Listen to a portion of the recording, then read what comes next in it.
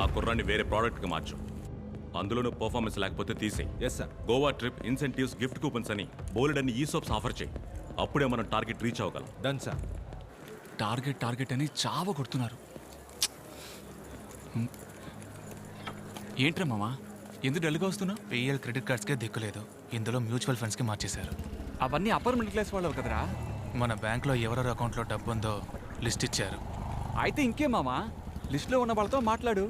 Next year best employee award మనం తీసుకుందాం. గోవా టూర్కి మనం వెళ్దాం. నమస్తే సార్, నేను రిలై మ్యూచువల్ ఫండ్ నుంచి మాట్లాడుతున్నాను. నేను చెప్పే మ్యూచువల్ ఫండ్లో మీ డబ్బును ఇన్వెస్ట్ చేశారంటే 4 ఏళ్లలో మీ డబ్బు రెట్టింపు అవుతుంది. రిటర్న్స్ 25% వరకు ఉంటుంది సార్. రెట్టింపు అవుతుంది. మీరు ధైర్యంగా ఇన్వెస్ట్ చేసి కాళ్ళ మీద కాలేసుకొని కూర్చోండి. ఈ ఇయర్ బెస్ట్ ఎంప్లాయీ అవార్డు అందుకోబోయేది మిస్టర్ కవిన్, సీతమదార బ్రాంచ్.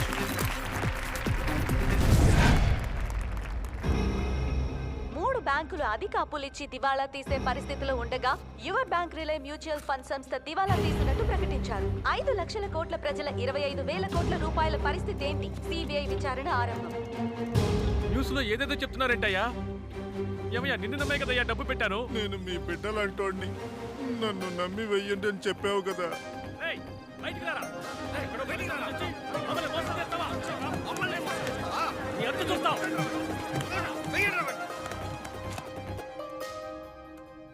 అవేం పట్టించుకోకుండా నీ పనేంటో నువ్వు చూసుకో. ఏంటి సార్ ఇంత తేలిగా చెప్తున్నారు? మన బ్యాంక్ జస్ట్ మ్యూచువల్ ఫండ్స్లో పెట్టుబడి పెట్టమని రికమెండ్ చేసింది. మ్యూచువల్ ఫండ్స్ వాడు షేర్ మార్కెట్లో పెట్టాడు, లాస్ అయింది. మనమేం చేయగలం? వెళ్ళు బాబు, నీకు ఇవన్నీ అర్థం కావు. అర్థమయ్యేలా చెప్పండి సార్, లేదా పోలీసుల దగ్గరికి వెళ్తాను. నువ్వు అందరి దగ్గర సంతకాలు తీసుకున్న పేపర్స్లో కంపెనీ నష్టపోతే డబ్బు తిరిగి రాదని రాస్తుంది.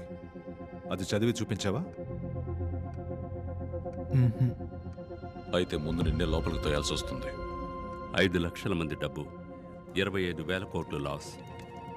ఇదంతా ఎలా జరిగిందని వెళ్ళి జనానికి చెప్తే అర్థం కాలేదని పోతూ ఉంటారు.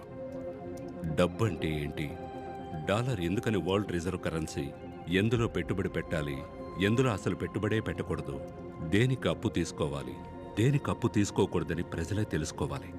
వాళ్ళని వాళ్లే కాపాడుకోవాలి. మనమేం చేయగలం చెప్పు? అంతా టైం అనుకోవాల్సిందే, అంతే. నేను మీ బిడ్డలంటోడిని, నన్ను నమ్మి వెయ్యండి అని చెప్పావు కదా. వాళ్ళని వాళ్లే కాపాడుకోవాలి.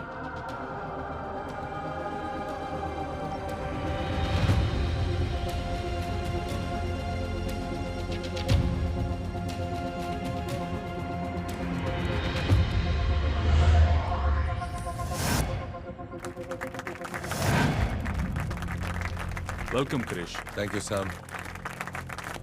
Krish, welcome to Vizag. Thank you.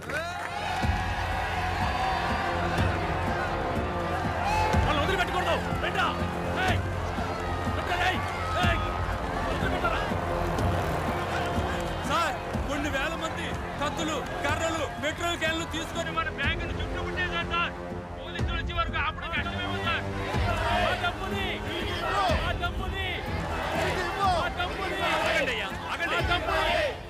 మీరు తగలట్టుకుని చస్తే డబ్బు రాదు. ఇక్కడ నుంచి వెళ్ళిపోండి. మేమెందుకయ్యా తగలబెట్టుకోవాలి? మేమేం తప్పు చేశాం? ఈ పెట్రోలు మిమ్మల్ని తగలబెట్టడానికే. మీరు మర్యాదగా మా డబ్బు తిరిగి ఇవ్వకపోతే మొత్తం బిల్డింగ్ నే తగలబెట్టేస్తాం.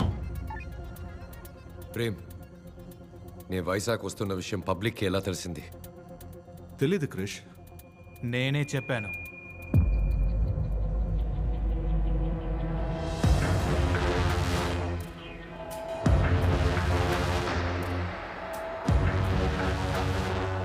ఈ రోజు మీరు డబ్బు తిరిగి ఇవ్వకపోతే ఇక్కడి నుంచి ఒక్కరు కూడా ప్రాణాలతో బయటికి వెళ్ళలేరు.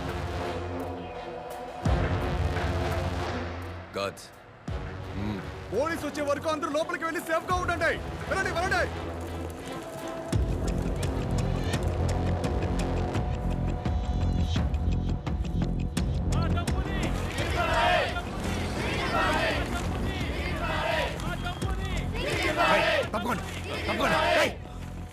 కోర్టులో కేసు జరుగుతుంది. అది పూర్తయ్యాక మీ డబ్బు మీకు అందుతుంది. మేము చచ్చిన తర్వాతే ఆ కేసు పూర్తవుతుంది. కడుపు కట్టుకుని ఎన్నో అవమానాలు పడి ఒక్కో రూపాయి సంపాదిస్తున్నాం. మమ్మల్ని ఇలా మోసం చేయడం న్యాయమా సార్? బ్రతకడం కోసం చచ్చేంతగా కష్టపడుతున్నాం. మా డబ్బుని ఎలాగైనా ఇప్పించేయండి సార్. తమ్ముడు, ఇది ఫినాన్షియల్ క్రైమ్. నువ్వు, నీ బాబు, గవర్నమెంటే తలుచుకున్నా కూడా నా దగ్గర నుంచి ఒక్క రూపాయి కూడా వసూలు చేయలేరు. సార్, డబ్బు తిరిగిచ్చేయండి. ఈ స్కామ్ మీరే చేశారనడానికి నా దగ్గర అన్ని ఆధారాలు ఉన్నాయి. వాటిని గనక ప్రెస్కి ఇచ్చానంటే మీరు బయటికి కూడా వెళ్ళలేరు. అందరూ కలిసి చెప్పుతో కొడతారు. అలాగా?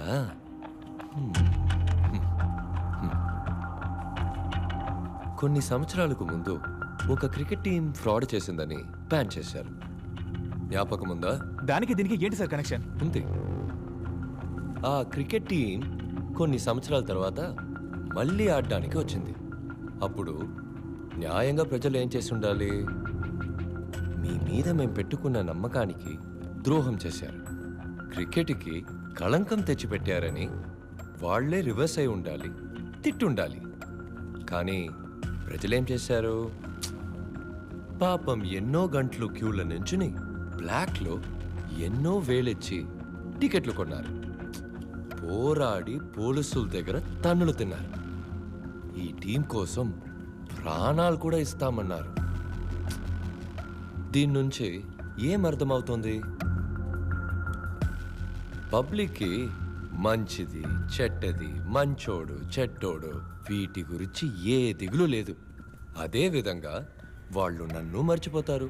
నేను మోసం చేయడానికి రెడీ అవుతాను, ప్రజలు మోసపోవడానికి రెడీ అవుతారు. పబ్లిక్కి వాళ్ళని ఎంటర్టైన్ చేసేవాడే లీడర్, వాళ్ళని ఎంటర్టైన్ చేసేవాడే స్టార్. సలహాలు ఇచ్చేవాడు కాదు, నీలాగా నీతి న్యాయం మాట్లాడేవాడు కాదు. మనస్సాక్షి లేకుండా మాట్లాడకండి సార్. డబ్బు తమ్ముడు, డబ్బు. ఒక అబద్ధాన్ని ప్రజలు నమ్మారంటే దాన్ని వ్యాపారస్తులు ఉత్పత్తి చేయడం మొదలు పెడతారు. నన్నేం చేయమంటావు? నేను వ్యాపారస్తుడినే. ప్రజల్ని నిజాన్ని వెతకమను, మంచి వాళ్ళని సెలెక్ట్ చేయమను. అంతవరకు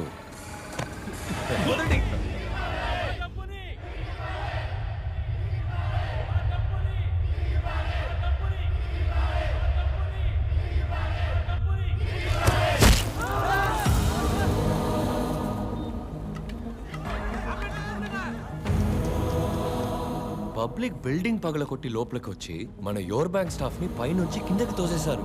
మీ ఫ్రెండ్ ఏసీ ఇంకా ఏం చేస్తున్నారు? లాఠీ చార్జ్! అందరూ ఇక్కడి నుంచి వెళ్ళిపోండి. వెళ్ళండి. వెళ్ళమంటుంటే. వెళ్ళండి, వెళ్ళండి. వదలండి. రేయ్, వదలండి. మోసం చేయాలని చూస్తారా? పోయేదయ్యా పెద్దోళ్ళు.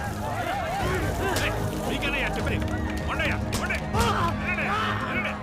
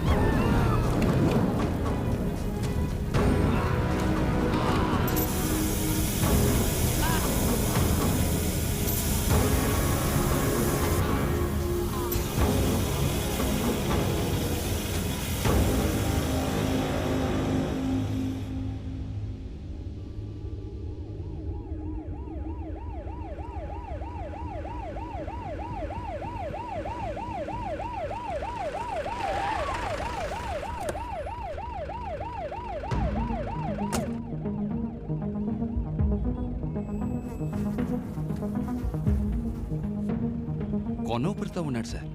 నొక్కేమంటారా? చేవేకు ఎవిడెన్స్. ప్రాణం పోయేంత వరకు రౌండ్స్లో ఉండు.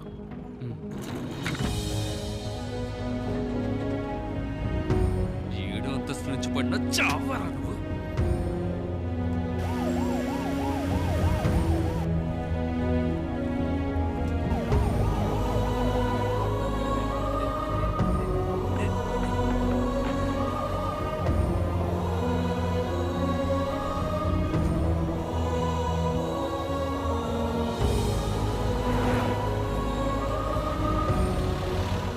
గంట సేపు నేను తిరుగుతున్నా ఇంకా పోలా నొక్కేస్తాను.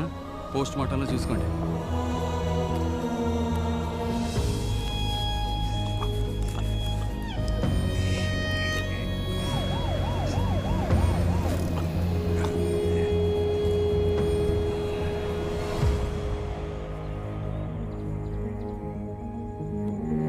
నేనేసి మాట్లాడుతున్నాను.